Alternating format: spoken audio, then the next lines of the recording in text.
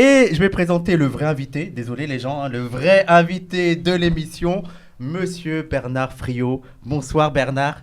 Bonsoir. Tu m'as autorisé à te tutoyer, Non, tu voulais que je te tutoie et que toi tu me vouvoies, c'est pas possible ça. D'accord, il y a l'égalité, les communistes, ça me fatigue. Donc bonsoir Bernard, je suis très content que tu aies accepté cette invitation et que tu inaugures un peu vraiment la première de Banou Marx et que tu as accepté l'invitation, même si tu m'as dit que tu regrettes. Ah bah oui, je suis déçu complètement, parce que j'ai accepté l'invitation pour me trouver avec des indigénistes, avec des post-coloniaux, etc. Et puis je retrouve que des blancs. Voilà. Donc je représenterai la parole des indigénistes avec Simon. Oh, d'accord. Mais là, on a quand même la crème de l'indigénisme blanc. Bon. Là, quand même, je t'ai pris. D'accord. Ils sont contents, les gens. Donc, merci. On va discuter de tout ça. Ouais. Alors, on nous dit que des mecs. On est conscient de ce problème. On est conscient. Déjà, je suis le seul arabe. Il y a qu'un juif. Voilà, on n'est pas en masse au niveau des non-blancs pour une émission décoloniale. Mais au niveau des femmes, si vous voulez des femmes, il y a notamment Judith Bernard qui va arriver normalement. Alors, je laisse mon portable bien comme ça pour qu'elle m'appelle. Mais Judith Bernard va intervenir et il y aura peut-être... Moi, il va y avoir une copine à moi qui devait venir, mais j'ai pas de nouvelles.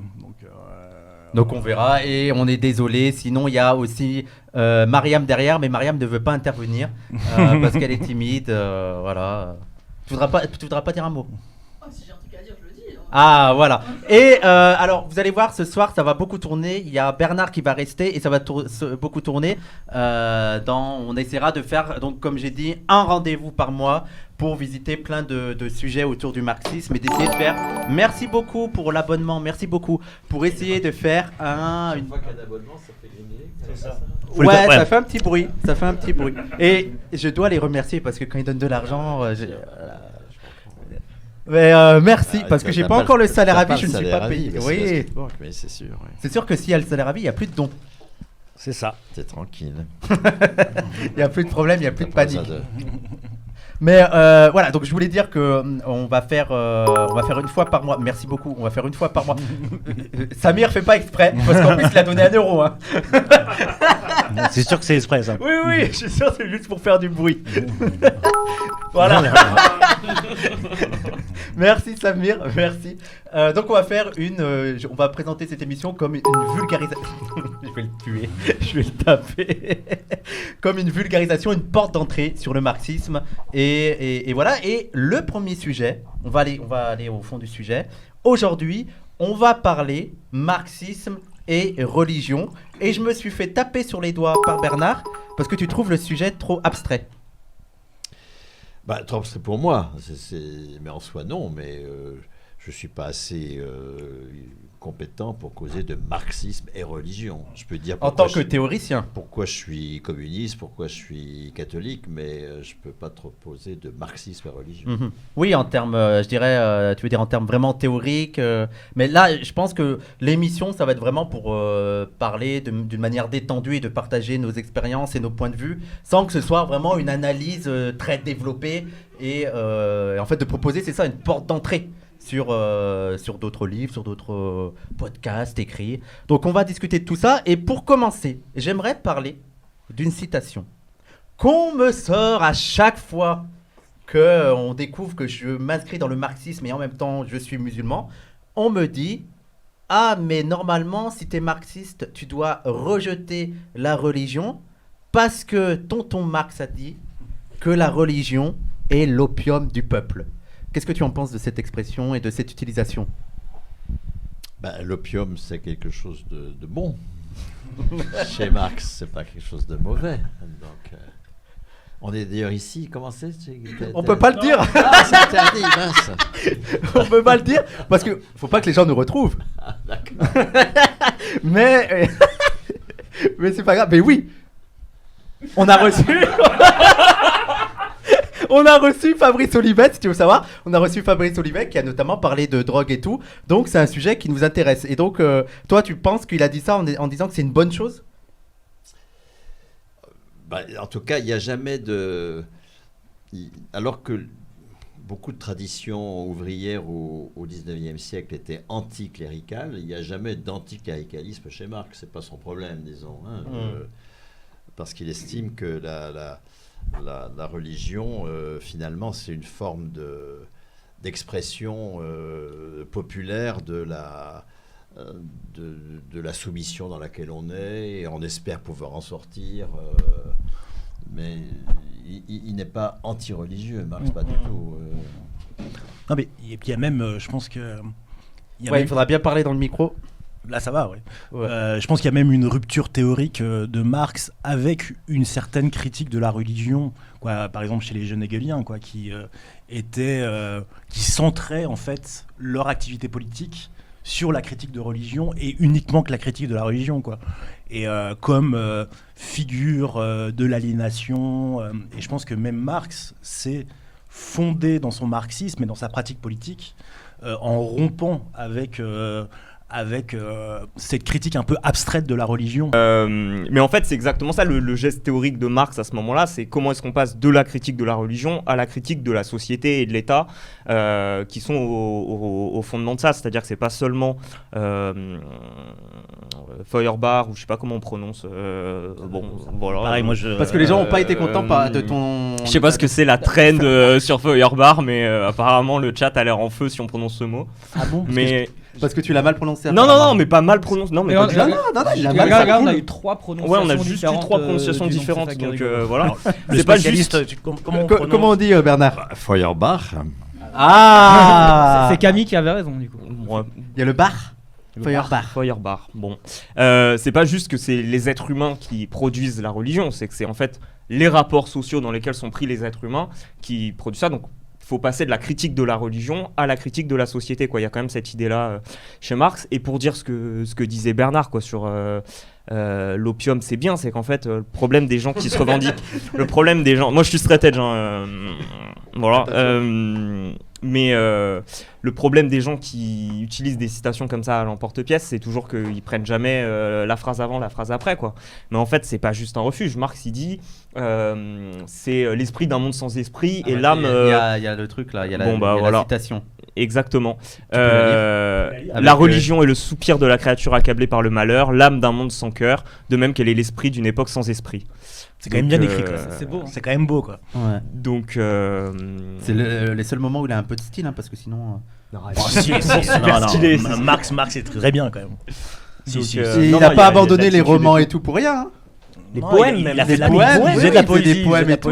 Mais alors, il y a l'idée que... mais il y a quand même l'idée au sein qui est très courante au sein du marxisme, de dire que quand même les marxistes doivent au final se battre contre la religion, et que si on écoute le discours commun, c'est que dans un monde parfait, dans un monde communiste, il n'y aurait plus de religion, il n'y aurait plus de croyance. Vous en pensez quoi de ça? Je pense que de penser qu'il y a un monde parfait, c'est ça la religion, précisément. Ah, c'est beau. Il a fait la punchline et c'est bon. on rentre chez nous.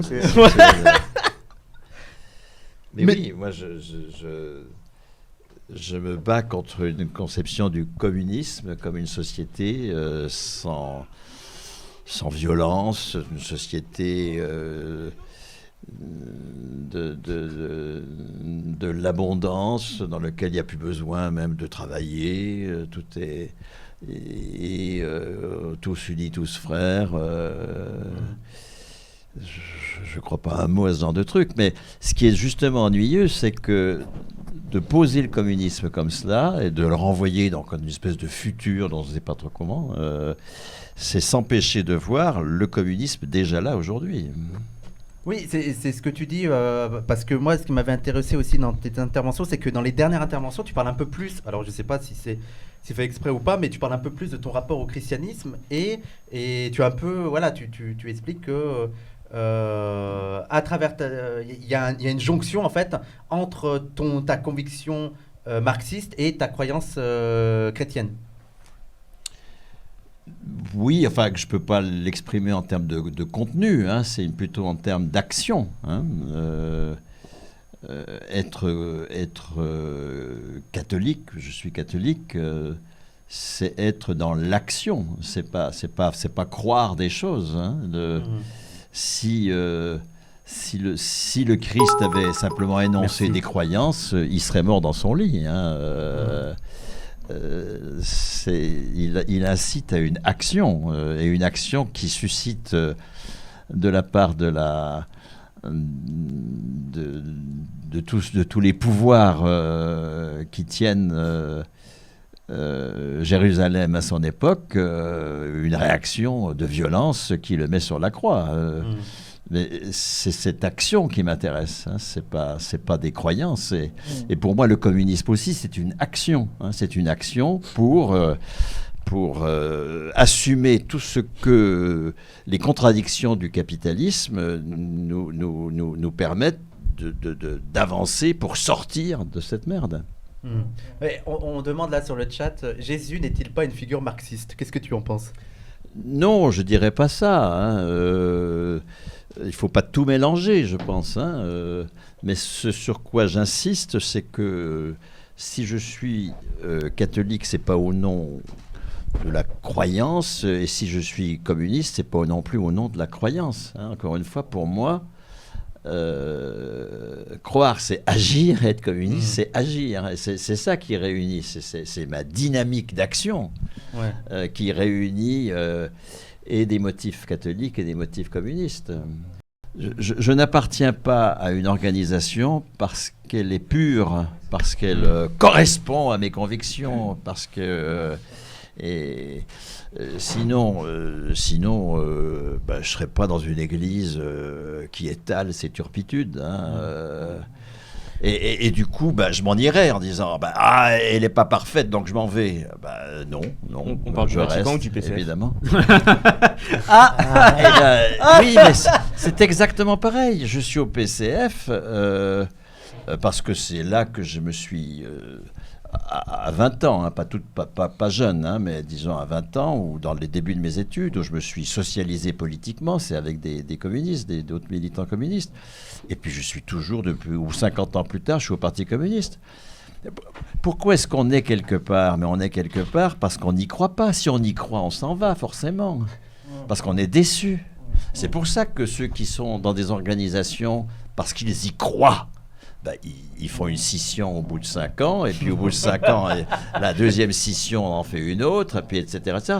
Là, au moins, alors évidemment, le Parti communiste est l'ombre de lui-même aujourd'hui, mais enfin, je veux dire que quand j'ai adhéré au Parti communiste, un ami trotskiste m'a dit « Ah, t'as vraiment besoin de 2 églises, hein, c'est-à-dire l'église catholique et puis l'église communiste, c'est-à-dire des organisations de masse qui ne sont pas pures, et qui n'ont pas cette prétention, et dans lesquelles on ne croit pas. Moi, je ne crois pas dans les organisations. En revanche, je ne suis pas plus malin que les autres, et j'ai besoin d'organisation, parce qu'on ne peut pas agir, puisque mon problème, c'est d'agir. On ne peut pas agir sans organisation. Mais il n'y a pas besoin que l'organisation soit pure pour qu'on soit dedans. Ça fait partie, justement, des croyances absurdes, tout ça. Ouais, mais quand même, tu vois, pour agir, il faut quand même des motifs de l'action. Et des motifs de l'action se situent quand même dans un certain ordre d'idées. Et tu vois, moi, après, j'ai l'impression quand même qu'on est obligé, pour agir, d'avoir des motifs, donc de poser une forme d'idéal aussi, tu vois. Donc, c'est quand même difficile de séparer si facilement ce qui serait de l'ordre de l'action et ce qui serait de forme de la projection idéale. Tu vois. Non, moi, j'ai pas de projection idéale. Non, j'ai pas de projection idéale. Merci, Fossi Marteau. Mais je suis en revanche, je suis porté effectivement, hein, par un constat, hein, par un constat que dans quelque situation qu'on soit, on est en capacité d'aller de l'avant. Et c'est ce que la tradition chrétienne me dit. Mais c'est pas au nom d'un idéal. J'ai pas d'idéal. Je suis pas mu par un idéal. Je suis mu par l'expérience que lorsque nous faisons foi en l'autre, en la rencontre, il y a une dynamique qui se crée et qu'on avance, et que ça nous met en route, et qu'il y a cette ouverture permanente à la rencontre, à l'événement, à l'inconnu, à l'inattendu, qui en permanence nous rend heureux de vivre. Et l'inattendu du communisme, c'est précisément le fait qu'on n'est pas voué indéfiniment à être dans le capitalisme. Et l'inattendu du christianisme, c'est que le Christ est mort parce qu'il s'est opposé aux puissants, à toutes les puissances de son temps, et qu'il est ressuscité. C'est le 3e mois d'abonnement. Merci Samir pour les 200 bits. Non, c'est 100 là, mais Samir, arrête. Vas-y, je t'ai coupé, Rob. Non, mais voilà, oui, mais moi je trouve ça très beau ce que tu dis. Mais est-ce que dans ce cas-là, la foi communiste, alors c'est pas la foi, c'est pas de l'ordre de la foi, mais tu vois, j'ai l'impression que c'est que dans l'ordre du négatif. En fait, c'est que dans l'opposition au monde tel qu'il est qui serait notre façon d'agir, mais on n'est pas c'est pas l'opposition. Mais je suis pas dans l'opposition. Moi, je suis pas anticapitaliste. Je suis communiste. Je ne suis pas anti. Mon problème n'est pas d'être anti. J'en ai rien à foutre. C'est cette expérience que lorsque tu es pour, lorsque tu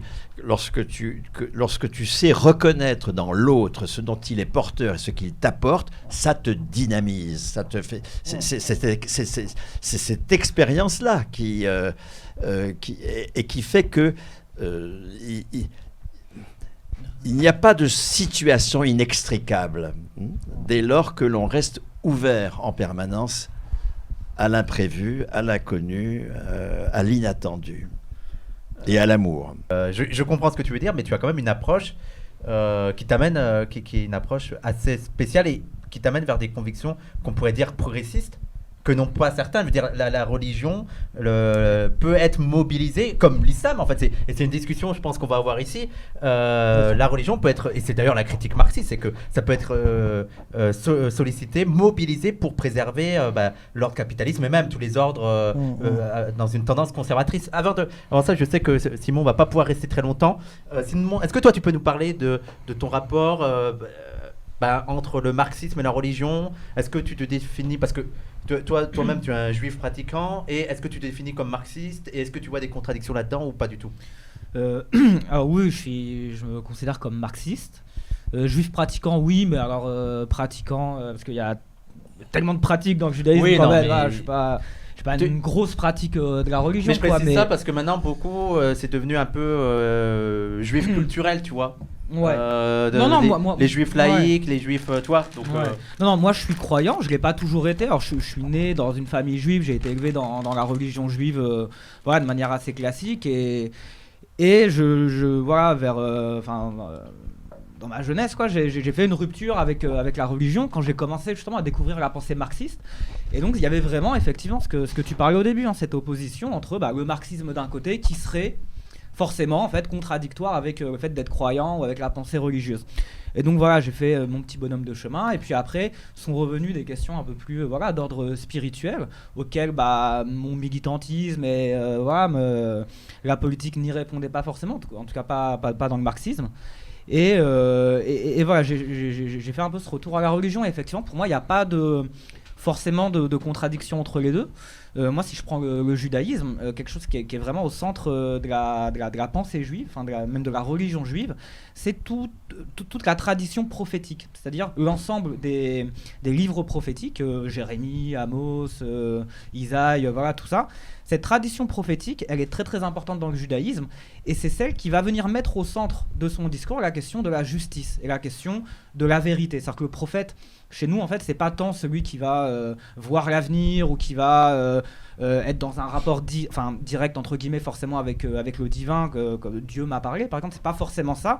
Ça va être des gens qui vont arriver à approcher très très très très proche de la vérité. Et derrière cette vérité, il y a effectivement cette question de la justice. Et les prophètes, dans notre tradition, c'est des gens qui vont dénoncer des rois juifs, qui vont dénoncer le peuple juif, qui vont critiquer pas parce qu'ils ne les aiment pas ou parce qu'ils veulent rompre avec eux ou quoi, mais au contraire parce qu'ils les aiment, et en disant voilà, là ça ne va pas, on s'écarte de la justice, on s'écarte de la vérité, et donc on s'écarte de ce que Dieu veut, et donc attention, voilà, si vous continuez comme ça, il y aura telle malédiction ou tel truc. Et cette tradition prophétique, elle est vraiment celle qui place au centre du judaïsme en fait la question de la justice sociale. Si tu prends par exemple la prophétie de Isaïe, il est dit que voilà, en fait, comment être un croyant, comment aller prier en fait quand il y a des centaines ou des milliers de gens qui dorment dans la rue, quand le monde en fait est truffé d'injustice, comment en fait pouvoir pratiquer tranquillement sa religion. Non, il y a une contradiction, on peut pas. Donc la question d'intervenir dans le politique, c'est-à-dire dans le monde profane, dans le monde réel, elle est déjà en fait au cœur de la tradition juive. Et donc moi, voilà, de ce point de vue-là, pour moi, mon guide pour l'action dans le monde réel, c'est quelque part, c'est le marxisme en fait, parce que adapté à la société actuelle, c'est à partir de la pensée de Marx, mais qu'il faut voir comme une pensée vivante, du coup, et voilà, qui est dynamique et qui, voilà, pour moi, c'est ça qui est un peu mon guide pour l'action, pour voilà, répondre à cette injonction divine qui est d'être juste et de faire advenir en fait une forme de justice sur Terre. Alors c'est pas tant un idéal voilà, abstrait ou quoi, je pense que ça, c'est plus de la question de l'action en fait, d'être en action, d'être en mouvement, voilà, d'essayer de faire quelque chose autour de soi. Voilà. Mais après j'ai l'impression, parce que tu vois là on parle... mais il y a quand même une certaine tradition, mais ça, il faudrait en parler avec Bernard, je pense, du marxisme français aussi, qui a inscrit le marxisme dans une espèce de religion positiviste un peu. Et je sais pas, moi par exemple, quand tu lis des gens comme Ben Saïd, il en parle bien, ça, de comment s'est construit la tradition marxiste spécifiquement française. Notamment, même Althusser était un peu là-dedans. Il y avait quand même ce truc avec Auguste Comte, quoi. Il y avait quand même cette religion positiviste, ce scientisme, et le marxisme, c'est le marxisme en France. Alors qu'il y avait des traditions marxistes qui sont un peu hétérodoxes, qui n'ont pas, par exemple, quelqu'un comme Gramsci, même le premier Gramsci. Il essaye de vachement s'opposer à ça, quoi. Ou quelqu'un comme Benjamin, quoi. Ou Sultan Galiev. Oui, non, mais voilà, il y avait tout un truc comme ça de déconnecter. Et je pense que, en fait, ce que je veux dire, c'est que le marxisme français s'est aussi intégré dans une certaine vision très Troisième République. C'est toute la mythologie républicaine, des hussards noirs, et voilà aussi le marxisme s'est intégré dans ce truc-là. Et je pense que en faisant, comme vous disiez, en faisant du marxisme une espèce de métaphysique positive, un scientisme, quoi. Et donc dans ces cas-là, il fallait voilà, comme si le marxisme était une église et qu'elle combattait les églises opposées à elle. Et donc, il n'y a pas de place pour deux églises, quoi, dans ces cas-là. Et il y a vraiment ce truc-là. Après, je sais pas. Mais peut-être Bernard, je sais pas, l'histoire du marxisme en France. Relié à l'anticléricalisme. Non, je ne suis pas assez compétent pour causer de ça. J'essaie de causer de ce que je connais. On peut dire des bêtises ici, Bernard. On peut dire des bêtises. Ici, la règle, c'est on a le droit de dire des bêtises. Non, mais la seule bêtise que je peux dire, c'est qu'il n'y a pas de monde autre. Il n'y a pas de monde autre. Ça, c'est la croyance dans un monde autre. Et ça s'exprime d'un point de vue marxiste en disant nous allons aller vers une société sans pouvoir, sans classe,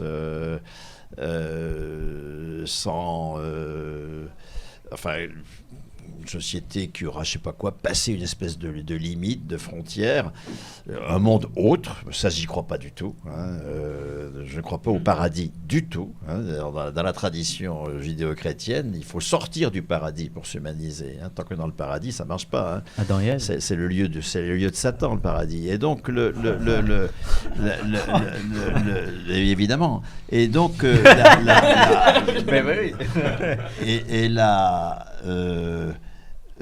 en revanche, et c'est là que l'analyse, le matérialisme historique de Marx n'est pas du tout un scientisme, justement. et c'est pas non plus du déterminisme à la Spinoza, etc. Le matérialisme historique de Marx, en permanence, il analyse comment le monde peut être autre. C'est pas l'autre monde, c'est le monde, c'est notre monde qui peut être autre. Et la foi chrétienne, mais c'est exactement cela, c'est la même chose. Il n'y a pas d'autre monde, tout ça n'existe pas. Dieu est homme, en Jésus-Christ. Et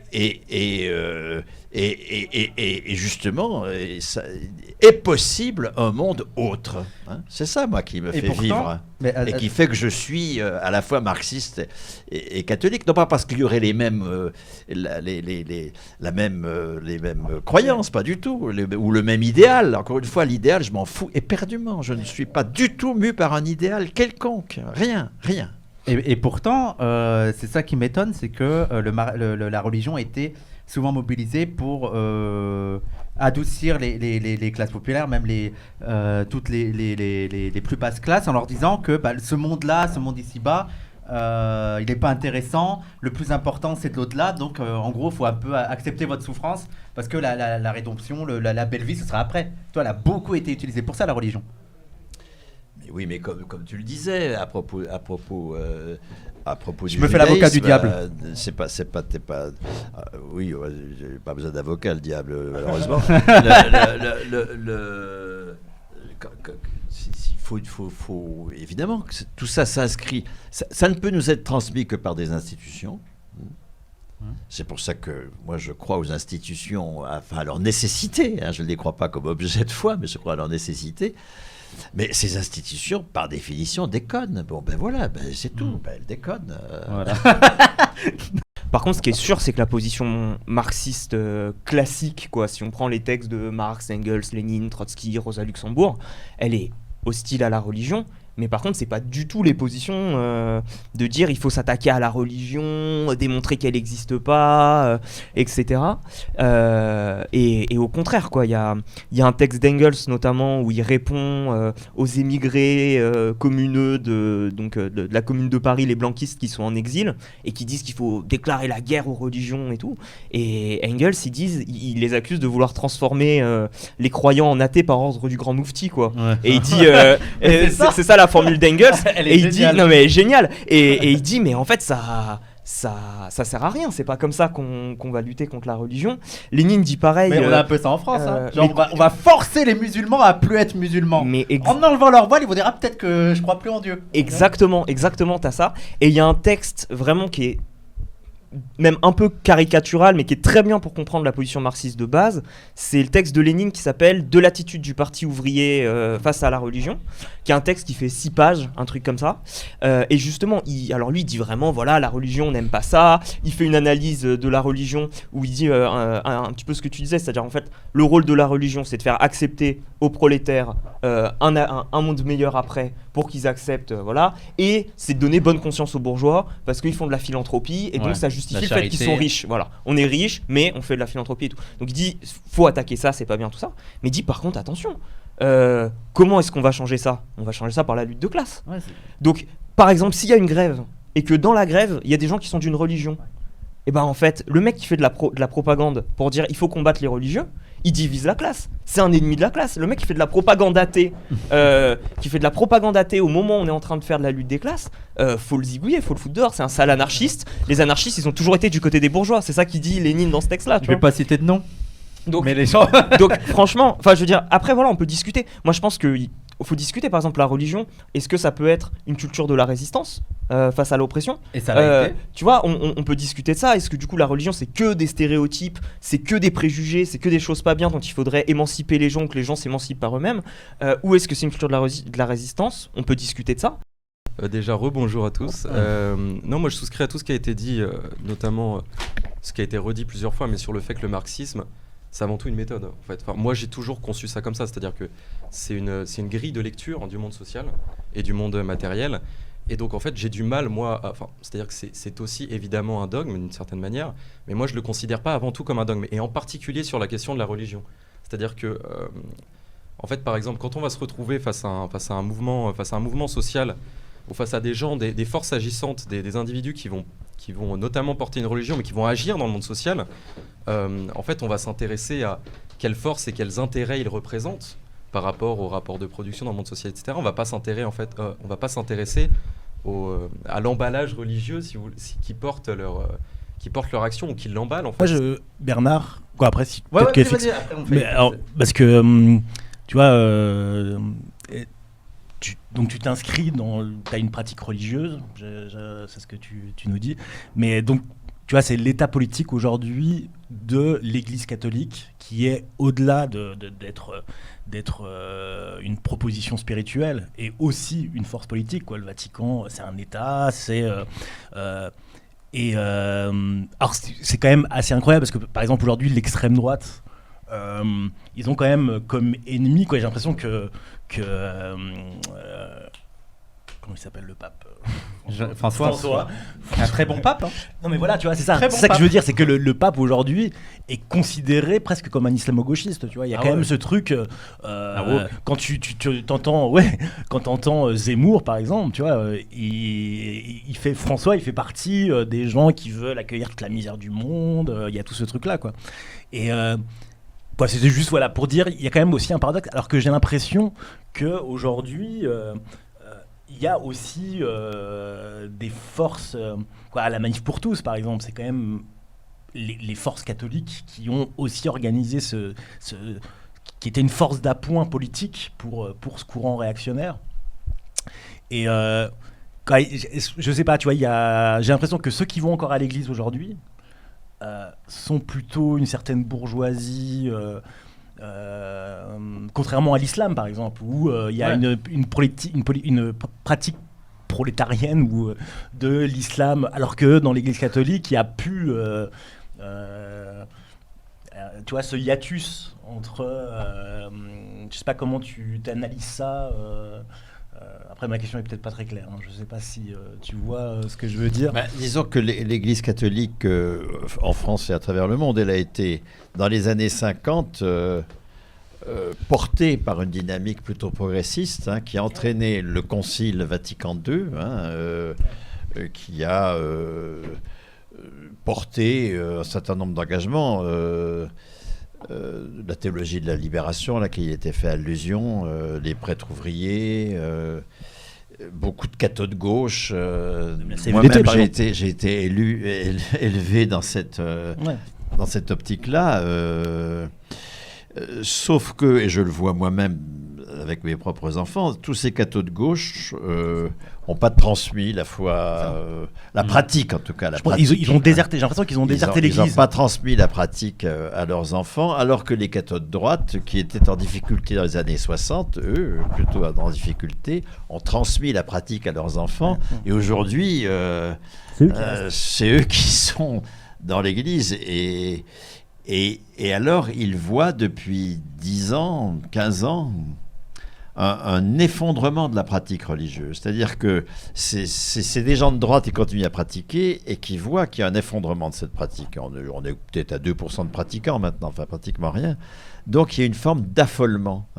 Il y a un affolement devant le fait que, en revanche, la pratique de l'islam est plutôt en progression dans le pays.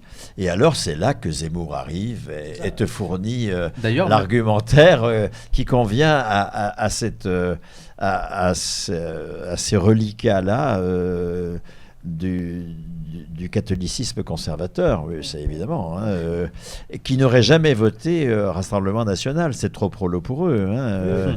C'est vrai. Ils votent Zemmour. Zemmour, c'est celui qui ramène toute une droite conservatrice à l'extrême droite. C'est ce qui en fait le danger tout à fait particulier. Et alors, a joué un rôle important dans cette droitisation de l'Église des 50 dernières années. Après, au contraire, un mouvement plutôt progressiste des années 50, 60, 70. Le pontificat de Jean-Paul II, qui a été une véritable catastrophe, qui a attaqué la théologie de la libération, avec les très beaux résultats au Brésil. La théologie de la libération a été éliminée par Jean-Paul II, qui a marginaliser tous ceux qui en étaient porteurs, moyennant quoi c'est les évangélistes qui sont arrivés dans les milieux populaires, et ça aboutit à l'élection bien sûr, du fasciste actuel président du Brésil. Hein. En fait, je voulais juste rebondir à ce qu'avait dit tout à l'heure Simon, qui est parti, sur la théologie juive et sur la question avec le marxisme, parce que c'est quelque chose qui m'a beaucoup marqué, moi, notamment chez un grand philosophe marxiste qui est Walter Benjamin, qui a fait, je dirais, un peu cette jonction entre la théologie juive et le matérialisme historique. Et en fait, pour comprendre un petit peu, on a donc Walter Benjamin qui va être extrêmement critique vis-à-vis du marxisme, d'un marxisme canonique, d'un marxisme froid, d'un marxisme évolutionniste, d'un marxisme, en fin de compte, qui considère que l'histoire marche pour nous. Et face à cela, en fait, il va apporter, je dirais, la contribution de la théologie juive pour, je dirais, vivifier ou donner une puissance subversive, je dirais, au marxisme. Parce que, justement, il fait des critiques extrêmement intéressantes sur ce marxisme qui se perd, sur un marxisme passif, sur un marxisme qui considère qu'en fin de compte, les lois de l'histoire, le progrès, le développement des forces productives vont indubitablement déboucher sur l'avènement du socialisme, sur la fin du capitalisme. Et en fait, pour lui, la théologie, c'est deux choses. C'est premièrement la remémoration. Et la remémoration, c'est la remémoration des vaincus de l'histoire, de ceux qui ont lutté dans le passé. Et c'est, de l'autre côté, c'est la rédemption. La rédemption messianique, à savoir la rédemption qui ne vient pas d'un messie qui viendrait je dirais du divin ou qui viendrait du ciel, mais ce sont les masses laborieuses, ce sont les masses opprimées, c'est le prolétariat qui, dans sa lutte, parce que c'est ça qui est très important chez lui, et ce qui va reprendre du matérialisme historique, c'est véritablement la lutte des classes, il va considérer que ceux qui luttent actuellement sont en quelque sorte les dépositaires des luttes du passé, et que c'est eux qui doivent s'ériger comme les messies pour faire advenir la justice. Il parlait beaucoup de la justice d'ailleurs tout à l'heure, Simon, pour faire advenir la justice, pour faire advenir en quelque sorte le règne de Dieu sur terre. Oui, non, je ne crois pas du tout aux vertus d'un imaginaire enchanté. Non, je n'y crois pas du tout. Hein. Je crois au travail d'espérance. Hein. La foi, dit saint Paul, c'est de posséder ce qu'on espère. C'est-à-dire, non pas parce que par une espèce de volontarisme, hein, mais parce qu'on est en permanence dans l'action qui actualise l'espérance dont on est porteur. Le fait que cette espérance soit un objet admirable ne m'intéresse pas du tout. L'enjeu, c'est l'action aujourd'hui, en permanence, à partir de ce qui est possible aujourd'hui, et en étant toujours, encore une fois, porté par l'expérience que de l'inouï est en permanence possible. Mais moi, je suis d'accord, mais est-ce que c'est forcément... J'ai pas besoin d'avoir un dessin de cet inouï, je m'en fous éperdument. Est-ce que c'est forcément contradictoire avec l'idée d'avoir un dessin, mais un dessin qu'on sait que ça sera extrêmement difficile à avoir? Moi, je pense que... Mais non, ça sert à rien. Non, l'idéal ne sert à rien. L'idéal, ça console. Non, stop, ça empêche d'agir. Non, c'est un obstacle à l'action, l'idéal. Alors, on va parler des questions qui fâchent. Là, on a parlé, on a fait des discussions. Peut-être qu'on pourrait y revenir dans la discussion, mais on a parlé du rapport entre marxisme et religion. Là, je voudrais parler des questions d'actualité et du rapport de la gauche radicale actuelle par rapport aux questions religieuses et notamment par rapport à celles qui cristallisent toutes les tensions actuellement. Le christianisme. Le christianisme, les protestants qui subissent une oppression, bouddhistes même. Les bouddhistes, les évangélistes. Ah, bah c'est pas pareil les évangélistes. Oui, c'est les protestants. Ouais. Mais et donc pour inaugurer cette problématique, toi Judith, tu voulais venir pour intervenir sur ça, notamment sur le rapport qu'a la gauche radicale. Ouais, parce que quand tu m'as proposé de venir, je t'ai dit mais en même temps moi sur marxisme et religion, je suis pas très inspirée, je suis plutôt du genre mécréante. Pour l'instant. Et après j'ai ajouté dans notre petite conversation Facebook. Sauf pour parler de la bêtise de la gauche blanche par rapport à toutes les expériences spirituelles qu'elle regarde toujours comme des formes d'arriération mentale, en gros. Et là, effectivement, je peux en parler, de la manière dont la gauche blanche regarde... l'islam notamment, mais en fait toute forme d'expérience spirituelle, en général comme une forme d'arriération mentale, c'est quand même une longue histoire. Il y a une anecdote, je trouve, qui en parle assez bien. C'est les journalistes de critique musicale qui interviewaient les jazzmen dans les années 60, les jazzmen américains, pour qui la foi, la spiritualité était une expérience extrêmement forte et qui était tout de suite traduite en actes dans leur musique. Leur musique avait à voir avec Dieu, avec la foi. Les journalistes qui transcrivaient ça sur le papier caviardaient systématiquement les interviews en retirant toutes les mentions de Dieu, la spiritualité, la foi, etc. Et donc, il y a en France une culture du jazz qui se développe dans les années 60, qui est en fait une culture mutilée, amputée, qui méconnaît toute la dimension spirituelle de cette musique. Ça raconte un truc de comment on se croit un télo cultivé, pointu et tout, et on va parler de ces jazzmen en pensant qu'on a tout compris d'eux, alors qu'en fait, au passage, on les a amputés d'une partie absolument décisive de leur pratique musicale. Tu peux pas comprendre ça sans... évidemment. Genre, Surtout chez les Noirs. Et tu vois la bêtise, la bêtise vraiment au sens vraiment d'une sorte d'aveuglement des journalistes, sans doute parce qu'eux-mêmes ne comprenaient pas cette expérience ou qu'ils supposaient que leur lectorat ne la comprendrait pas, et donc on n'a pas fait l'effort de transmettre ça. Et ça se traduit de toutes les manières possibles, cette sorte d'ignorance ou d'aveuglement sur les vertus et la richesse de l'expérience spirituelle. Moi, je pense toujours à la manière dont la gauche blanche admire des luttes dont elle ignore à chaque fois la dimension, là aussi, spirituelle. Comment, dans la gauche blanche française, le Chiapas et les Kurdes au Rojava, les combattants kurdes du Rojava, sont des figures héroïques, admirables. On admire les zapatistes au Chiapas, on admire les combattants kurdes du Rojava. Et en fait, ce qu'on prend de leur histoire, à chaque fois, c'est juste la partie, lutte armée, c'est beau, c'est classe et tout. Et toute la dimension religieuse, spirituelle, le fait que les combattants kurdes au Rojava, pour la plupart, ils sont musulmans. Et qu'est-ce qu'on fait avec cet islam-là alors et même pire que ça, on enlève le côté spirituel et on avait fait même les défenseurs d'une république laïque, on va dire, par rapport aux islamistes, aux musulmans et tout. Donc eux, c'est vraiment les éveillés par rapport aux barbares. Absolument. C'est les woke, attention. Et ça pose problème. Par exemple, est des woke. Jérôme Bachet, qui essaie d'informer un petit peu, d'éclairer l'opinion française sur l'expérience zapatiste au Chiapas, lui-même ne sait pas très bien quoi faire avec la foi catholique là-bas. Elle existe et il ne sait pas comment l'intégrer au logiciel, comment en parler au public français, au lectorat français, qui est dans une laïcité dont tout le monde a très bien compris que c'était une machine de guerre contre l'islam. Et au fond, la foi en général.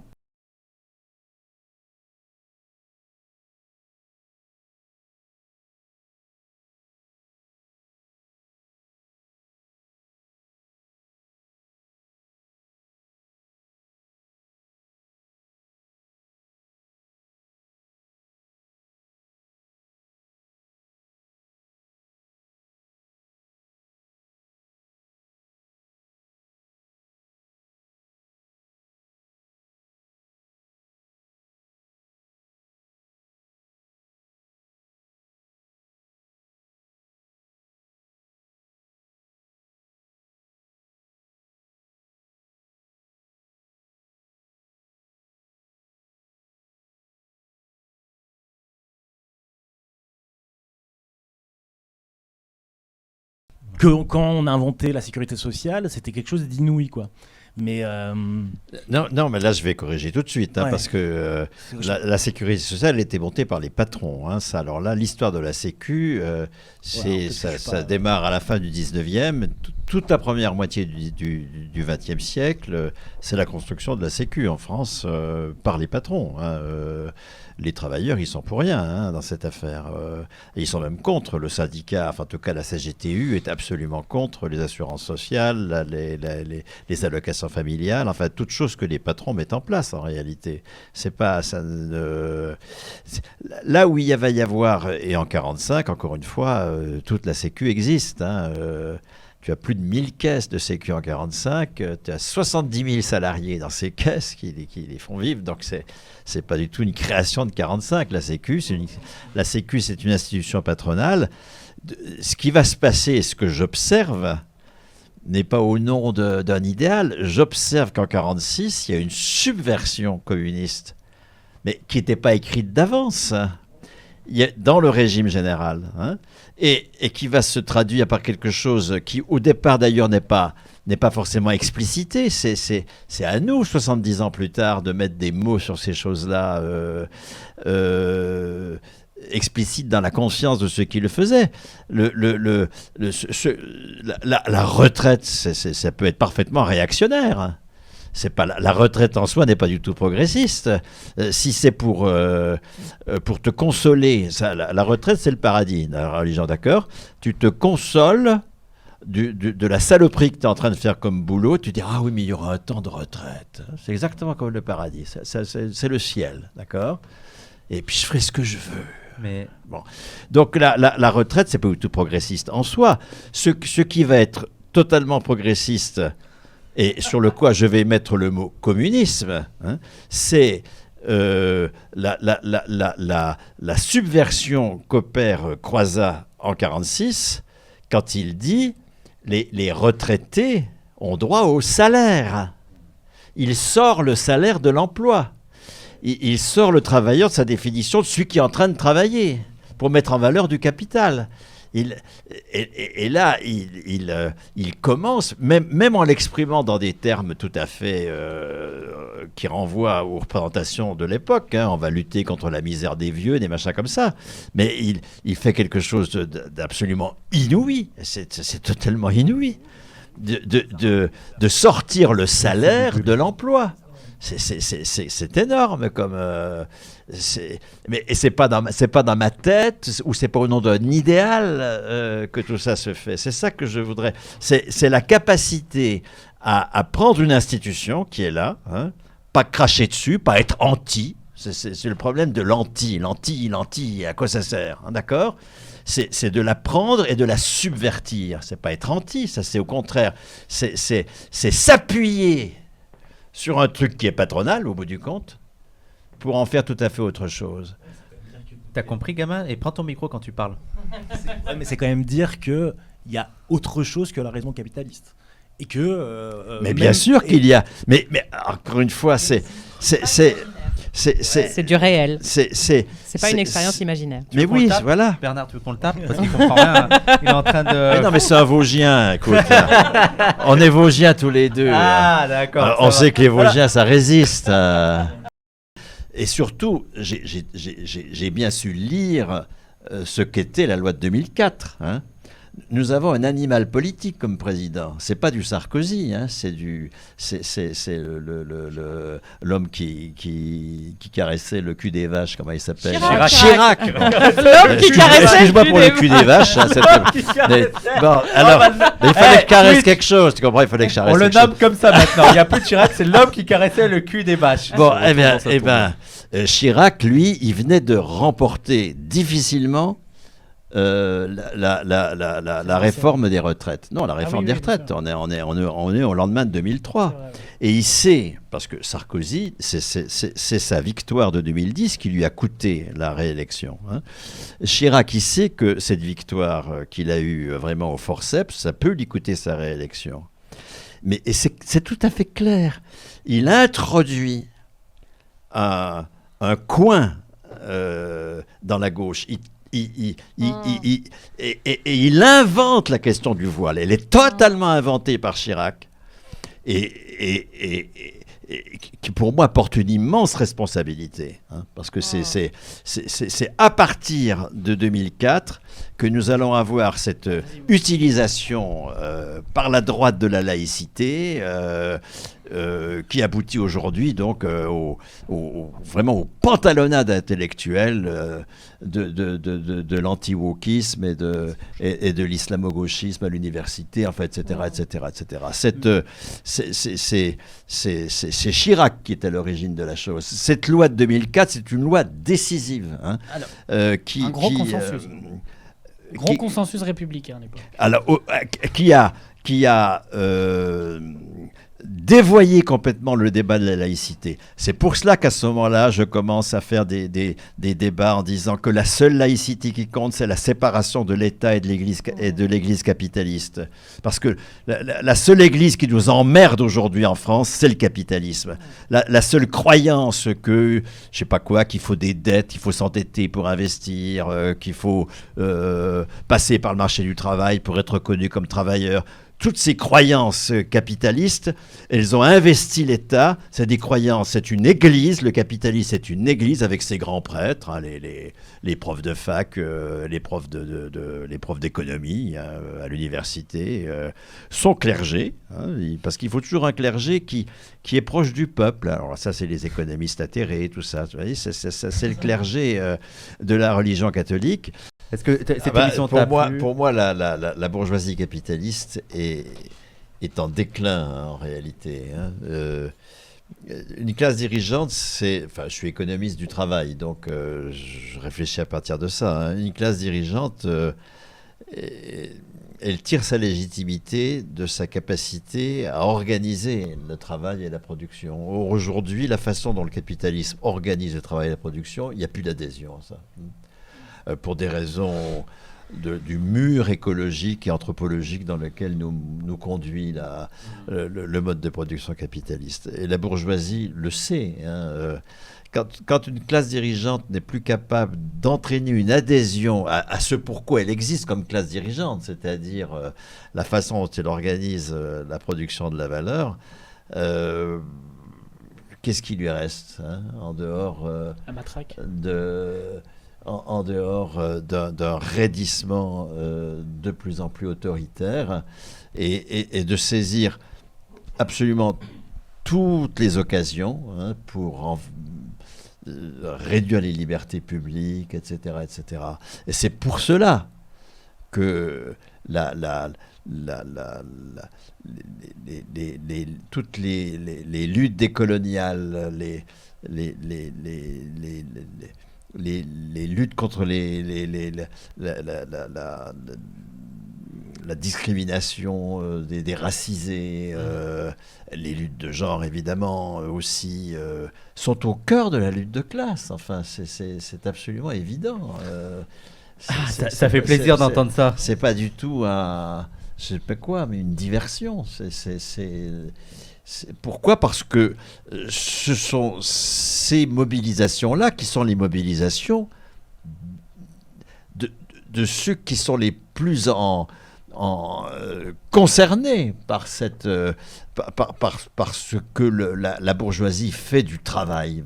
Voilà, je voulais juste parler d'un livre. Alors non, mais nous montre à la caméra. Oui, Mais il a pas les gestes, il a pas ce qu'il faut. Terre et Capitale. Et, donc Bon, on c'est voit un pas livre trop, c'est pas grave. De Paul Gilbert.